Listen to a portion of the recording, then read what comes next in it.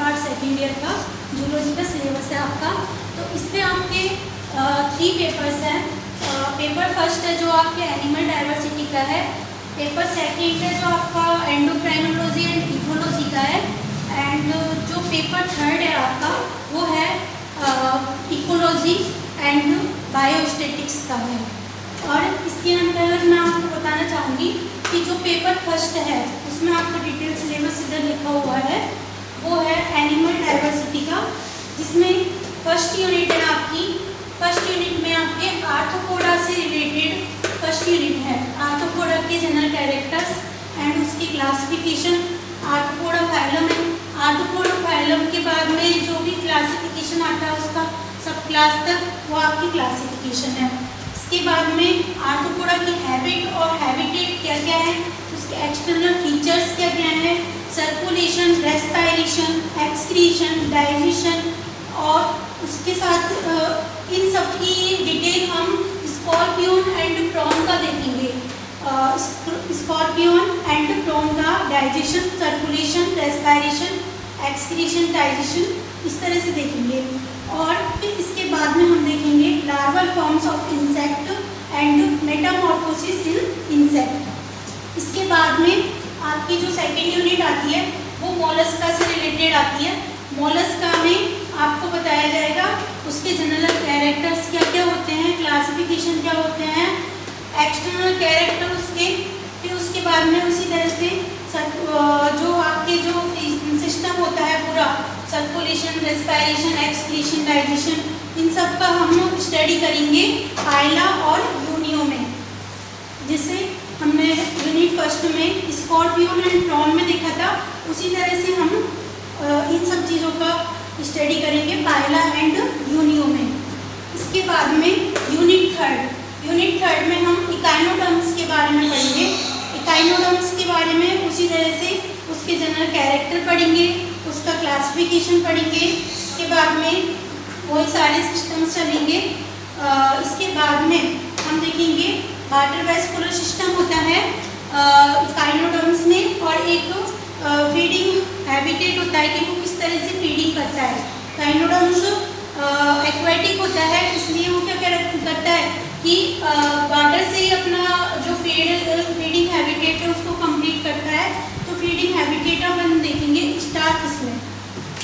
इसके बाद में आपकी इसी यूनिट में कोर्डेटा के जो जनरल कैरेक्टर्स हैं वो आएंगे। कोर्डेटा की जो क्लास है हेमिकोर्डेटा, कोर्डेटा का जो है हेमिकोर्डेटा फाइलम, उसके बारे में देखेंगे। हेमिकोर्डेटा के जनरल कैरेक्टर्स वगैरह देखेंगे। उसके बाद में जो लार्वल फॉर्म्स है इकाइनोडर्म्स की वो देखेंगे, लार्वल फॉर्म्स ऑफ इकाइनोडर्म्स की। इन सब की लार्वल फॉर्म्स आएगी। पहले जो यूनिट फर्स्ट में लार्वल फॉर्म आएगी इंसेक्ट की, यूनिट सेकंड में आएगी larval form of Mollusca, and unit third में इकाइनोडर्म्स के बारे में दिया हुआ है, इसलिए लार्वल फॉर्म ऑफ इकाइनोडर्म्स। इसके बाद में यूनिट जो फोर्थ है, यूनिट फोर्थ में यूरोकोर्डेटा एंड सिफेलोकोर्डेटा के बारे में देखेंगे। जो कोर्डेटा ग्रुप है उसके बारे में ये पूरा कवर हो जाएगा। और फिर उसके बाद में जो कोर्डेटा में 3 ग्रुप होते हैं ना आपके, 3 ग्रुप होते हैं, यूरोकोर्डेटा, सिफेलोकोर्डेटा एंड वर्टिब्रेटा। सिफेलोकोर्डेटा एंड वर्टिब्रेटा होता है। तो वर्टिब्रेटा वाला जो पार्ट है ना आपके, वो आपके थर्ड ईयर में कंप्लीट होगा। अभी सेकेंड ईयर में आपके इतना ही आएगा, यूरोकोर्डेटा एंड सिफेलोकोर्डेटा तक। इसमें आपको डिटेल में स्टडी कराई जाएगी हेर्डमानिया की और ब्रांचियोस्टोमेटा की। इसके बाद में जो आपकी यूनिट फिफ्थ है, यूनिट फोर्थ तक तो डाइवर्सिटी वाला पोर्शन कंप्लीट हो जाएगा। फिर यूनिट जो फिफ्थ है आपकी वो एप्लाइड बायोलॉजी से रिलेटेड आएगी, जिसमें आएगा sericulture, apiculture, lab culture and aquaculture. जो आपके जो एक्वाकल्चर होता है वो किसमें होता है, जो समुद्री जीव वगैरह होते हैं उनका जो कल्चर होता है उनका, वो एक्वाकल्चर के नाम से जाना जाता है। तो इसके बाद हम आपको पेपर सेकंड का सिलेबस देखेंगे। जो पेपर सेकंड है आपका उसमें है एंडोक्राइनोलॉजी एंड इथोलॉजी। एंडोक्राइनोलॉजी में क्या आता है? एंडोक्राइनोलॉजी में अपन ग्लैंड्स वगैरह के बारे में पढ़ते हैं। ग्लैंड्स क्या होती हैं? जो हार्मोन सीक्रेट करती हैं। ग्लैंड्स में पढ़ेंगे हम यूनिट फर्स्ट में। ग्लैंड्स किसे कहते हैं, क्या होती है ग्लैंड्स, उसके बारे में समझेंगे। इसके बाद में देखेंगे टाइप्स ऑफ ग्लैंड्स एंड जो ग्लैंड्स होती है वो कितने तरह की होती है, autocrine gland, endocrine gland, exocrine, endocrine, इस तरह से देखेंगे। तो उसके बाद में जो हार्मोन सीक्रेट करती है ग्लैंड, उनका जो केमिकल नेचर होता है वो क्या होता है, chemical nature of hormone, and उसके बारे में पढ़ेंगे कि हार्मोन का क्या क्या रोल होता है, फंक्शन वगैरह क्या क्या होते हैं। इसके बाद में देखेंगे जो मेजर एंडोक्राइन ग्लैंड है और माइनर एंडोक्राइन ग्लैंड है, उनके बारे में देखेंगे। मेजर एंडोक्राइन ग्लैंड होती है वो कौन कौन सी होती है? Pituitary gland, thyroid gland, ovary, testis वगैरह, वो सब क्या कौन सी होती है? आपके मेजर एंडोक्राइन ग्लैंड्स में आती है। इसके बाद में जो माइनर एंडोक्राइन ग्लैंड्स होती है, माइनर एंडोक्राइन ग्लैंड्स में आती है थाइमस, स्किन, पीनियल ग्लैंड, इस तरह से आपकी किसमें आती है? माइनर एंडोक्राइन ग्लैंड्स में आती है। इसके बाद में जो है आपके unit number second, unit second में है रेगुलेशन ऑफ हार्मोन। हार्मोन का रेगुलेशन कैसे होता है? जैसे कोई हार्मोन की आवश्यकता नहीं है बॉडी में तो उसका रेगुलेशन कैसे होगा, यदि उसकी ज़्यादा अधिकता हो गई तो वो कैसे कंट्रोल होगी, तो उस तरह की चीज़ों को हम पढ़ेंगे इसमें रेगुलेशन ऑफ हार्मोन्स में, कि कौन कौन से सिस्टम होते हैं जो उसको कंट्रोल करते हैं। इसके बाद में पढ़ेंगे सेकेंडरी मैसेंजर्स। सेकेंडरी मैसेंजर्स में आते हैं आपके इंडोल, IP3 और आता है आपके साइक्लिक AMP और phosphatidyl inositol and diacyl glycerol. ये आपके होता है 1,4,5 ट्राइफॉस्फेट, इस तरह से इसका जो होता है पूरा फुल नेम होता है। इसके बाद में जो आपके आती है unit number third. Unit number third में अपन के जो पूरा सिस्टम आएगा वो आएगा role of hormones in reproduction. इसमें जो आपके हार्मोन्स का रोल होता है रिप्रोडक्शन में, उससे रिलेटेड चीज़ें पढ़ेंगे अपन। उसके बाद में आता है unit number fourth. Unit number fourth and fifth जो है आपके वो इथोलॉजी से रिलेटेड है। इथोलॉजी में क्या चीज़ आती है? इथोलॉजी में आता है एनिमल का बिहेवियर, कि एनिमल किस तरह से बिहेव करता है। जैसे हनी बी वगैरह रहते हैं, हनी बी किस में रहते हैं? अपना एक छत्ता बनाकर रहते हैं, उस तरह का बिहेवियर, वो किस तरह से अपने आप को कम्युनिकेशन करते हैं। एक डांस पढ़ा होगा, हनी बी का डांस भी करते हैं, कई साइंटिस्ट ने बताया है इसके बारे में। जो है आपके unit number fourth, unit number fourth में अपन पढ़ेंगे एनिमल बिहेवियर का, वो लर्निंग कैसे करता है, कैसे अपने पेरेंट्स से सीखता है और फिर उस तरह की चीज़ों को वो करता है अपनी लाइफ में, लर्निंग एंड इम्प्रिंटिंग। और अपने अंदर जो बायोलॉजिकल क्लॉक होती है उस चीज़ के बारे में भी पढ़ेंगे। इस तरह से जो इस तरह की जो चीज़ें आएंगी वो एनिमल बिहेवियर में अपन स्टडी करेंगे। इसके बाद में जो आएगी आपकी unit number fifth. Unit number fifth में जो सोशल ऑर्गेनाइजेशन होता है, सोशल बिहेवियर होता है। जैसे मंकीज़ में देखते हैं, मंकीज़ में क्या पाया जाता है कि मंकीज़ ग्रुप में आते हैं, एक साथ कलेक्ट होकर आते हैं, अपने आसपास सारे टेरिटरी बना के रखते हैं और ग्रुप में ही अपने इकट्ठे रहते हैं। कभी सिंगल मंकी को ऐसे कभी बहुत ही कम लोगों ने देखा होगा, लेकिन ग्रुप में ही रहते हैं ज़्यादातर मंकीज़ वगैरह। इसी तरह से हनी बी वगैरह भी क्या रहती है? सोशल ऑर्गेनाइजेशन में रहती है, वो अपना जो सोशल ग्रुप बनाकर रखती है और उस तरह से क्या करती है, वो कम्युनिकेट करती है। जैसे अपन देखेंगे कोई भी जो चीज़ है, मीठी चीज़ है, उसके पास भी कई तरह की जो एक बार आ जाती है तो उसके बाद में वो क्या होती है, कम्युनिकेट करके आपस में और उस जगह मतलब कि उनको सबको इन्फॉर्मेशन पहुंचा देती है वो। तो उसके बाद में जो इसका टॉपिक आएगा वो आएगा माइग्रेशन। माइग्रेशन अपन पढ़ेंगे, migration in fishes and migration in birds.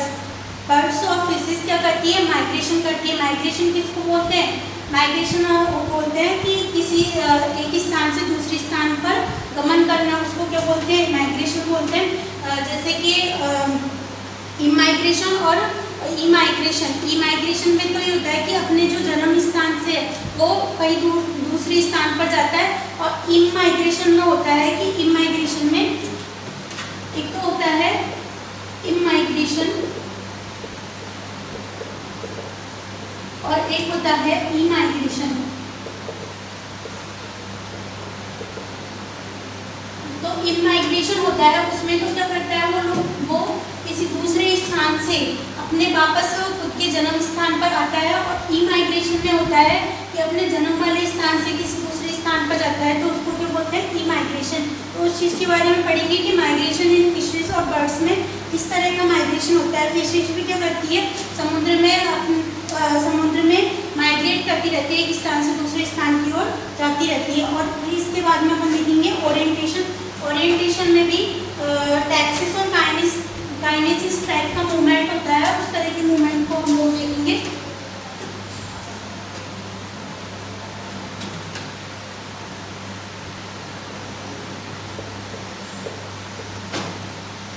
Taxis और काइनेसिस, तो ये दो तरीके के मूवमेंट होते हैं। वो क्या करते हैं, जैसे कि लाइट के रिसीव करने पर वो अपने आप मूवमेंट करते हैं इसी तरह का, तो उनको टैक्सिस और काइनेसिस में पढ़ेंगे। उस तरह की चीज़ को बोलते हैं ओरिएंटेशन। तो इसके बाद आपका है पेपर थर्ड। तो पेपर थर्ड है आपका इकोलॉजी एंड बायोस्टैटिक्स का। इकोलॉजी किसे कहते हैं, जो आपके एनवायरनमेंट है, एनवायरनमेंट में जो कंपोनेंट्स होते हैं उनकी स्टडी को अपन क्या कहते हैं, इकोलॉजी। ये जो पूरा एनवायरनमेंट है इसको क्या कहते हैं, इकोसिस्टम। इकोसिस्टम की स्टडी होती है, उसे क्या कहते हैं अपन इकोलॉजी। इकोलॉजी में है, इकोलॉजी के बारे में पढ़ेंगे कि इकोलॉजी क्या होता है, किस तरह का सिस्टम होता है। इसके बाद में हम देखेंगे components of ecosystem. Components of ecosystem मतलब कि इकोसिस्टम की स्टडी को तो क्या बोलते हैं, इकोलॉजी। इकोसिस्टम की स्टडी को, और इस इकोसिस्टम में जो कंपोनेंट्स होते हैं, कंपोनेंट्स होते हैं बायोटिक एंड एबायोटिक जो फैक्टर्स होते हैं। एबायोटिक फैक्टर्स में, बायोटिक में कौन से आते हैं, बायोटिक में तो जो उनके एनिमल्स होते हैं उनके इंटरेक्शन वगैरह इस तरह की चीज़ें आती है। एबायोटिक में आते हैं आप उनके फिजिकल फैक्टर्स, जैसे कि temperature, light, water, soil etcetera, और भी जो आपके आगे हैं वो सारे फैक्टर्स आते हैं किसमें, एबायोटिक फिजिकल फैक्टर्स में। इसके बाद में आता है बायोटिक फैक्टर्स। बायोटिक फैक्टर्स में आते हैं आपके जैसे कि एनिमल्स के बीच में जो इंटरेक्शन होता है, inter specific interaction and inter specific interaction के बारे में रिलेशन वगैरह, तो वो किस में आता है आपके बायोटिक फैक्टर्स में। इसके बाद में जो कई साइंटिस्ट ने लॉ दिए हैं, जैसे Liebig's law and Shelford's law of tolerance, इन दोनों लॉज के बारे में हम इस यूनिट में पढ़ेंगे, यूनिट नंबर फर्स्ट में। इसके बाद में आता है आपके यूनिट नंबर सेकंड में आता है पॉपुलेशन इकोलॉजी। पॉपुलेशन इकोलॉजी किसे कहते हैं, and determination of population ecology, factors of population density. मतलब कि जो पॉपुलेशन इकोलॉजी है वो क्या होती है कि किस तरह की नॉलेज रखते हैं पॉपुलेशन इकोलॉजी के बारे में, उस तरह की चीज़ें हम यूनिट नंबर सेकंड में देखेंगे। पॉपुलेशन इकोलॉजी के साथ साथ हम देखेंगे कि जो एनिमल्स होते हैं वो एक दूसरे से किस तरह से जुड़े होते हैं, food chain and food web के द्वारा। ये आपने 12th क्लास में भी पढ़ा था। तो इसके बाद में आपके आता है food chain and food web. Food chain क्या होती है, खाद्य श्रृंखला, जैसे कि जो आपके होता है ऑटोट्रोफ के बाद में आता है आपके हिट्रोट्रोफ। तो ऑटोट्रोफ को कैसे कंज्यूम करता है, इस तरह की चीज़ें आपके इसमें आती है। ये किसमें पढ़ेंगे अपन, फूड वेब में एंड फूड चेन में। इसके बाद में जो आपके आते हैं इकोलॉजिकल पिरामिड्स। इकोलॉजिकल पिरामिड्स में अपन देखेंगे टेरेस्ट्रियल पिरामिड और आदि पिरामिड देखेंगे अपन, दो देखेंगे अपन इकोलॉजिकल पिरामिड में। तो ये पिरामिड कैसे होते हैं, 12th में भी पढ़ा था आपने। इस तरह की जो चीज़ें होती हैं वो होती हैं इस तरह के पिरामिड होते हैं। एक